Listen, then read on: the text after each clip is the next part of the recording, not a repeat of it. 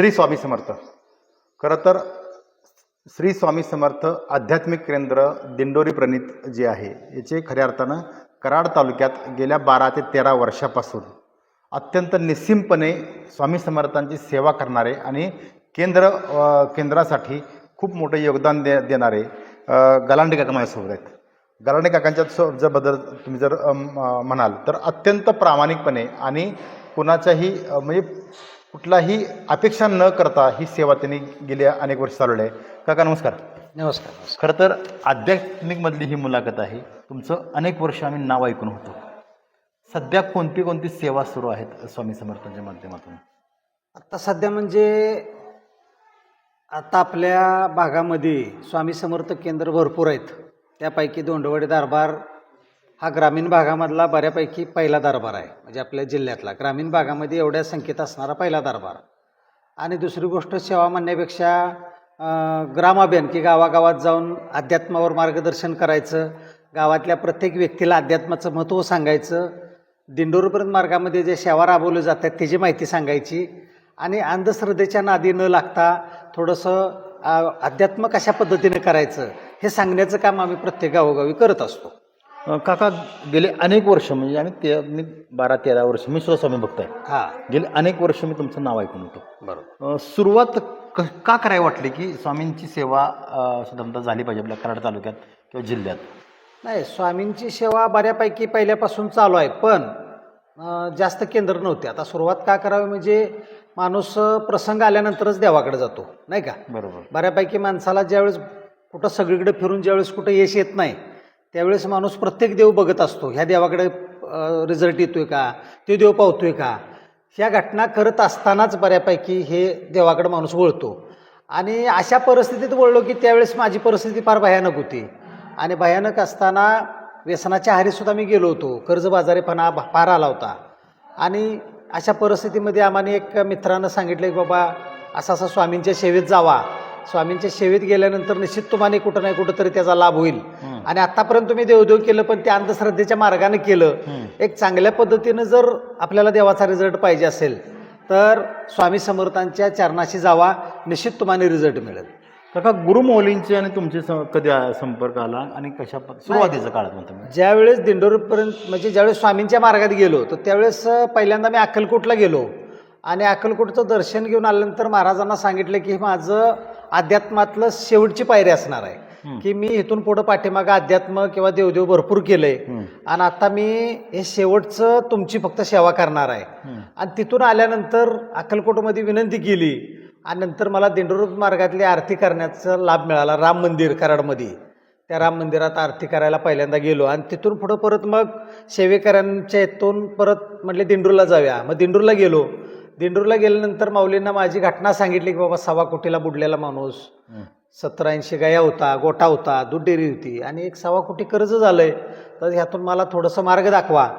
त्यावेळेस गुरुपुत्र दादासाहेब, आबासाहेब, नितीनभाऊ ह्या सर्व गुरुपुत्रांचा सहवास लाभला आणि गुरुमाऊलींनी काही सेवा दिल्या की जर तुमच्या आयुष्यामध्ये जर तुम्हाला ह्यातून बाहेर पडायचं असेल तर तुम्ही गावागावात जाऊन ग्रामाभियान करण्याची सेवा करा. आणि ती सेवा अशा पद्धतीने की ती सेवा केल्यामुळं म्हणजे गावागावात ज्यावेळेस अध्यात्म रुजवायचं काम करतो त्यावेळेस माणसं सेवेला लागतील आणि माणसांच्या मध्ये स्वामी समर्थांचा खरा मार्ग काय आहे हे सांगण्याचं काम त्यांनी माझ्याकडे दिलं. आणि त्यावेळेस गुरुपुत्र दादासाहेब यांनी सुद्धा फार मोठं मला सहकार्य केलं आणि तिने सांगितलं की गलांडे काका तुम्ही आता सगळीकडे जावा, वास्तुपरीक्षण असं काय काय तिने बरेचसेच मला सेवा दिल्या. आणि त्या सेवेच्या माध्यमातून एक मला दिंडोरीपर्यंत मार्गानं खरं मला दिशा देण्याचं काम केलं. आणि तिथून पुढं मी एक संकल्प केला की काय नाही आपण गावागावात जाऊन सातारा, सांगली, कोल्हापूर 3 जिल्ह्यात अगदी भरपूर प्रमाणात ग्रामाभियान केलं. आणि त्या ग्रामाभियानाच्या माध्यमातून एक असं चांगला प्रत्यय आला की खरोखर देवाची सेवा एखाद्या माणसाला जर आपण समजून सांगितली तर त्याचा रिझल्ट काय असतो हे कदाचित म्हणजे मला फार त्याचा अनुभव जास्त आला. काका खरं तर आत्ता अनेक प्रकरण आपण बघतो की लोक अंधश्रद्धेला बळी पडतात. हो हो. त्यांना काय तुम्ही समुपदेश करून काय सांगाल? मी अंधश्रद्धेवाल्यांना एकच सांगू शकतो, जी माणसं बळी पडतात. ज्यावेळेस मी प्रसंगानं हैराण झालो आणि माझ्यावर प्रसंग आला त्यावेळेस अक्षरशः एक दूध डेअरी किंवा माझा सगळा व्यवसाय असताना पाहुणं पै सगळं गोतावळं माझ्याबरोबर भरपूर प्रमाणात होतं. म्हणजे मी कुणाला नावं नाही ठेवणार का तर माझ्या नशिबाचा भोग असेल, पण सगळं देवदेव करत असताना प्रसंग आल्यानंतर माणूस म्हणतो ना, आमच्यात सगळी वारकरी संप्रदायामधली माणसं आहेत. आणि हे चालू असताना मला सांगण्यात आलं की काय नाही, चला तुम्हाला ह्या देवाला नेऊया, की तिथे गेलं की गुण येतो. मग ते सांगायचे बोकड कापा, कोंबडे कापा, हे थोडंसं राहतच ना, आपण काय नावं नाही ठेवायचं. एवढं सगळं चालू असताना ज्यावेळेस त्यांना सांगितलं, मला सांगितलं गेलं की बाबा की तुम्ही असं असं करा. मग मी त्या देवाला गेलो, ह्या देवाला गेलो, पण तिथं 10,000, 5,000, 20,000, काय काय ठिकाणी तर 50,000 दिले. का दिले तर फक्त मला माझ्या कष्ट करतोय त्या कष्टाला यश यावं एवढं प्रत्येक देवापाशी जाऊन मी बोलायचो. आणि मग त्यावेळेस राग आला की बाबा ही जाऊन खरोखर पैसे लुबाडणं हा एक अध्यात्मातला व्यवसाय झालाय. अध्यात्माचं बाजारीकरण केलं माणसाने आणि अध्यात्माच्या नावाखाली पैसे मिळवण्याचा व्यवसाय चालू झालाय. की बाबा कोण आलं गरीब आहे, एक तर त्यानं अगोदर व्याजानं पैसे काढायचं, कर्ज काढायचं आणि परत त्यानं देवाकडे जायचं. आणि ते माणूस सुद्धा त्याला सुट्टी देत नाही. तो लगेच म्हणतो की 10-20,000 रुपये खर्च करा, तुम्हाला निश्चित रिझल्ट येईल. अशा पद्धतीनं ही जे काय अनुभव प्रॅक्टिकली घेतलेत, एखाद्याचं बघण्यापेक्षा प्रॅक्टिकली जे अनुभव असतात की बाबा कसा लोबाडला जातो एखाद्या प्रसंगात आलेल्या माणसाला, हा अनुभव माझ्यासाठी फार महत्वाचा आहे.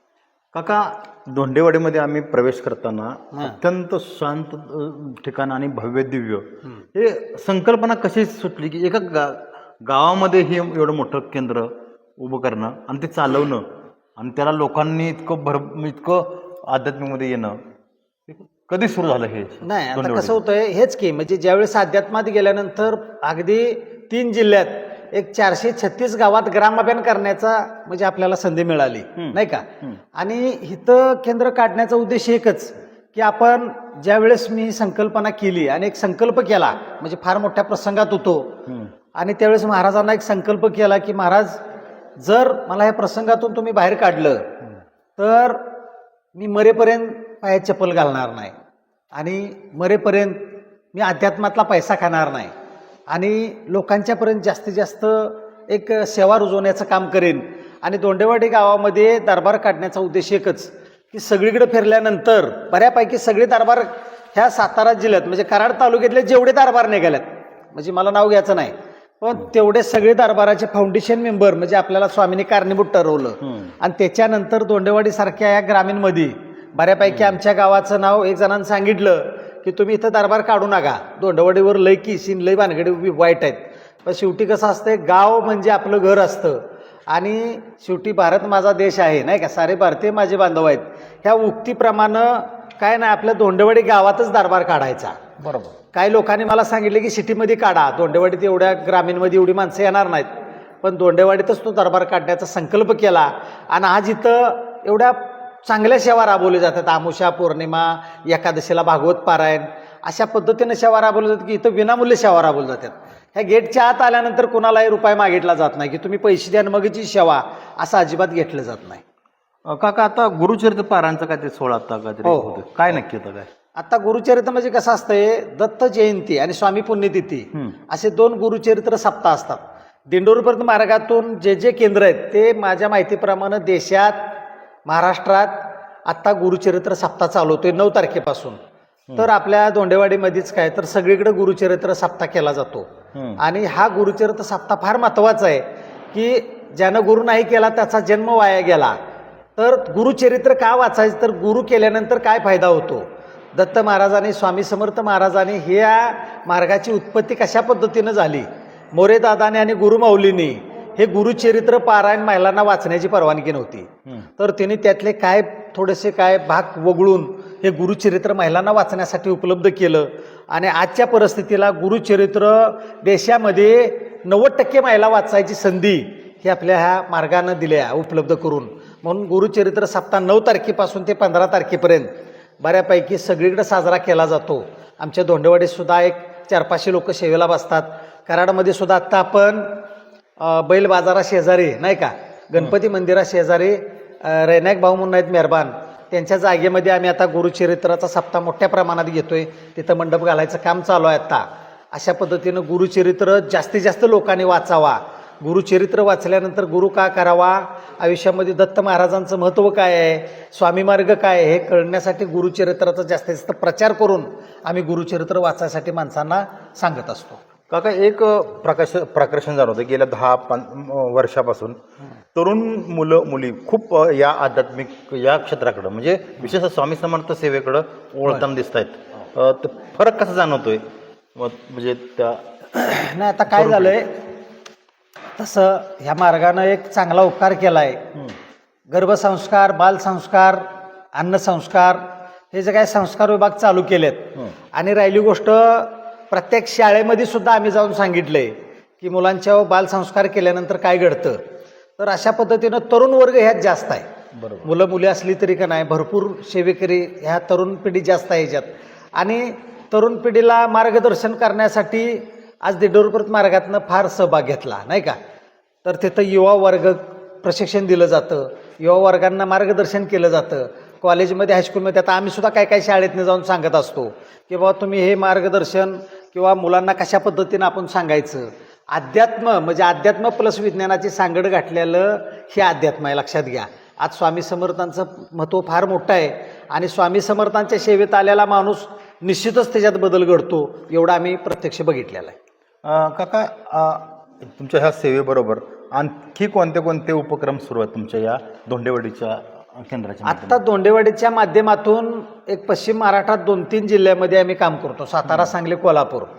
तर ह्याच्यातून आम्ही उपक्रम काय राबवतो, ज्या ज्या ठिकाणी जागृत देवस्थान आहेत त्या त्या ठिकाणी सेवा घ्यायच्या. सेवा म्हणजे काय, तर त्या देवस्थानं जागृत करण्याचं काम आपल्या गुरुमाऊलीने आम्हाला सांगितलं की जर आपला कुलस्वामी असेल किंवा गावातली ग्रामदैवते असतील तर त्या देवांच्या पाशी जाऊन जर तुम्ही काही ठराविक सेवा राबवल्या तर ती देवस्थानं ऊर्जित केली जातात. म्हणजे आपण काय करतो, देवाला सतत मागत राहतो, पण आपल्याला देव आपल्यासाठीच आहे, पण देव ऊर्जित करण्यासाठी जसं ऋषीमुनींनी यज्ञ होम करून, यज्ञ म्हणजे एक देवांचं मुख आहे, देवांना जसं आपण एक अन्न देतो नाही का, तसं यज्ञाद्वारे तीर्थक्षेत्रावर जाऊन सेवा करण्याची संधी म्हणून आपण धोंडेवाडी दरबाराअंतर्गत किंवा आमचं कारवा नाकेवाईक केंद्र आहे नाही का, आमचे राहुल काका, आनंद काका पण तिथं आहे.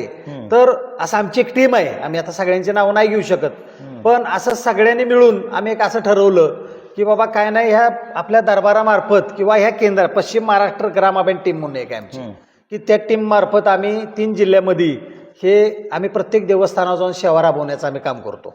आता 30 तारखेला उद्या सांगली जिल्ह्यात खोची म्हणून गाव आहे नाही का, त्या ठिकाणी सुद्धा आमची सेवा आहे. आता कारवे कोरेगावला सेवा झाली परवा, परत रेवणनाथाला पुढच्या एप्रिलमध्ये 26 तारखेला रेवणनाथावर 1 दिवसाचं नवनाथ पारायण आहे. म्हणजे अशी आम्ही सेवा आपलं राबवतात, त्या पण विनामूल्य राबवतो. कुठल्याही माणसाकडे त्या सेवेला आल्यानंतर फी घेतली जात नाही, हे महत्त्वाचं आहे. काका शेवटचा प्रश्न, आता हा जी मुलाखत आहे महाराष्ट्रातील सगळी लोक बघतात, स्वामी भक्तामध्ये येणाऱ्यासाठी काय तुम्ही आव्हान काय कराल विशेषतः? नाही, मी एकच आव्हान करतो की आज आपण देवाला प्रार्थना करतो, सद्गुरू आता हात जोडितो अंत नको पाहू. परमेश्वराला आपण कळकळून विनंती करतो की आता देवा अंत बघू नको, मला परिस्थिती दाखव. तर आपण प्रामाणिकपणे सेवा केली पाहिजे आणि परमेश्वर द्यायलाच बसलेला आहे, पण ढोंगी पद्धतीनं सेवा न व्हावी हे माझं जाहीर आव्हान आहे. की देवाची सेवा करत असताना पहिला नेम पाळा की आई वडील मात्र पित्र देवो भव. आज पहिल्यांदा जर आई वडिलांची सेवा जमत नसेल तर कदाचित कुठल्याही माणसानं देवाची सेवा करू नये. दुसरी गोष्ट, देवाचं नाव घेऊन अध्यात्मात जे पैसे उकळले जातात किंवा देवाच्या नावाखाली जे बाजारीकरण केलं जातं, गोड बोलणं, गोड दिसणं किंवा चांगलं वागणं, माणसांच्यात जाणं, हे थोडंसं आता आपण पेपरला बघतो, टी व्हीला बघतो, भयानक परिस्थिती झाल्या. तर ह्यातून सगळ्या माणसाने सावध भूमिका घ्यावी की अंधश्रद्धेच्या मागं न लागता आज आम्ही पत्रिकाशास्त्र, हस्तशास्त्र, न्यूमरोलॉजी माझा मुलगा झालेला आहे नाही का, असा सगळा अभ्यास असून सुद्धा आज केंद्रामध्ये आल्यानंतर कुठल्याही माणसाकडे आम्ही रुपये घेत नाही. बरोबर. तर समाजापर्यंत एवढंच माझं म्हणणं आहे की 1ही रुपया न देता आम्ही जास्तीत जास्त सेवा राबवण्याचा प्रयत्न करतो आणि समाजानं सुद्धा अंधश्रद्धेला बळी न पडता परमेश्वराची सेवा, माणसातला देव बघून माणसाला मदत करण्याचा प्रयत्न करावा असं नक्कीच मी सांगेन. हे होते हनुमंत गलांडे काका, कराड तालुक्यातील म्हणजेच सातारा जिल्ह्यातील जो पुणे बेंगलोर राष्ट्रीय महामार्ग जो आहे या वर जे धोंडेवाडी म्हणून जे गाव आहे कराडपासून जवळच आहे, या ठिकाणी हा त्यांचा स्वामी समर्थांचा हा दरबार भव्य आणि दिव्य आणि तितकाच आध्यात्मिकतेनं असलेला हा जो प्रकल्प आहे तो विनामूल्य राबवण्याचं काम करतात. काका, तुमच्या हातून अशीच सेवा संपूर्ण महाराष्ट्राची घडो. श्री स्वामी समर्थ. श्री स्वामी समर्थ.